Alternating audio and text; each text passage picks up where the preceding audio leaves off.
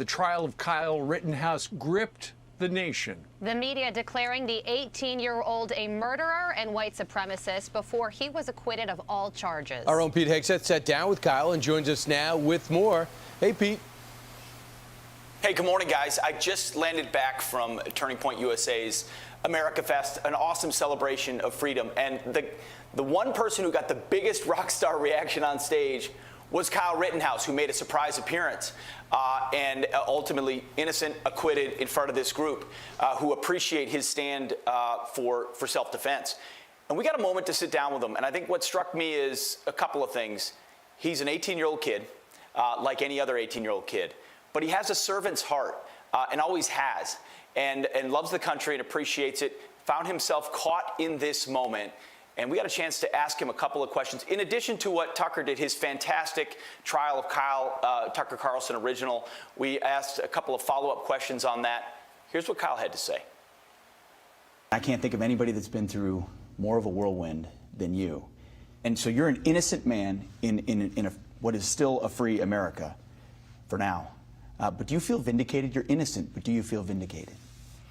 I feel like justice was served on the criminal side, but there's going to be some accountability coming, Pete.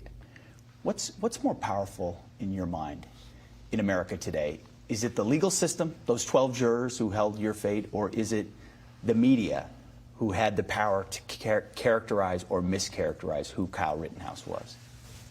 I would have to say the media, because they can have a big influence on the general public, and that could have been one of my potential jurors, and it could have gone completely different.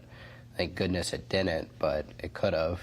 What was it like to watch the mischaracterizations? Watch the people call you a white supremacist, watch people call you a murderer, and not have the ability to speak out for so long, waiting for your day in court?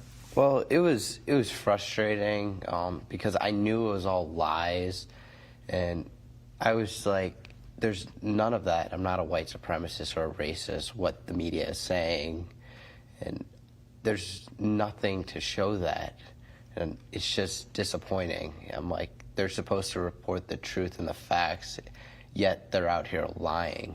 There are also people pointing fingers and saying, Kyle Rittenhouse is making money off this. Turning Point's paying Kyle Rittenhouse.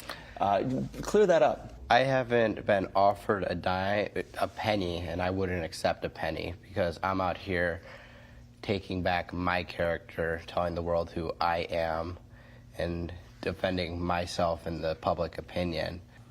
How has this changed your view on life, just generally? Everything you've gone through. You never know what tomorrow's going to bring.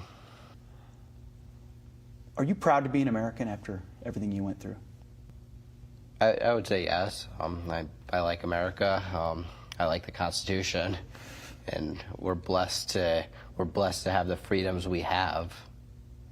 Your instinct seems to be to want to help people, to serve. Where does that come from? I think it comes from my mom. She's been a CNA, and she's always helped people, and then her coworkers and the people I've been around always been the first people to help people, and that's the type of person I wanted to be. I wanted to be somebody to help somebody. How's your mother doing? She's doing good. She's at home spending the holidays with my sisters. We're going to have a FaceTime Christmas, and they're just happy that everything is okay. How often do you get a chance to see your family? We FaceTime on a daily basis, but to keep them safe, I'm off the grid a little bit so they can still have their freedoms, because they're not as easily recognizable as I am, so to keep them safe. Well, Kyle, I just want to say that what you went through, no American should have to go through. Well, thank you, Pete. At all. Guys, he's doing two things simultaneously, and you can tell. He's trying to get his character back. You know, that famously the Labor Secretary of Ronald Reagan said, what office do I go to get my reputation back? He wants to speak for himself, speak out for who he is and what he truly represents after so many people mischaracterizing. But you heard it. He's having a FaceTime Christmas with his family because he knows when he's there, he brings the whirlwind and the scrutiny and ultimately wants to stay off the grid as well. We also asked him, will he be at Arizona State University coming up in the spring? He hinted that he might. In fact, he's considering going to ASU even after they treated him the way that he did. That'd be in a couple of weeks. So stay tuned for his plans. And he mentioned in a coded way accountability.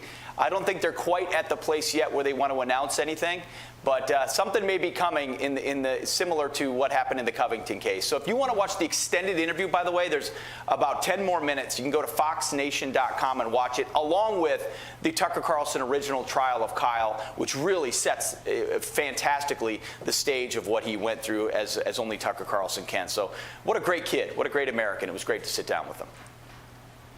We'll check it all out. Pete, great work. Thank you very much. Glad you got up so early after a late flight. Thank you, sir.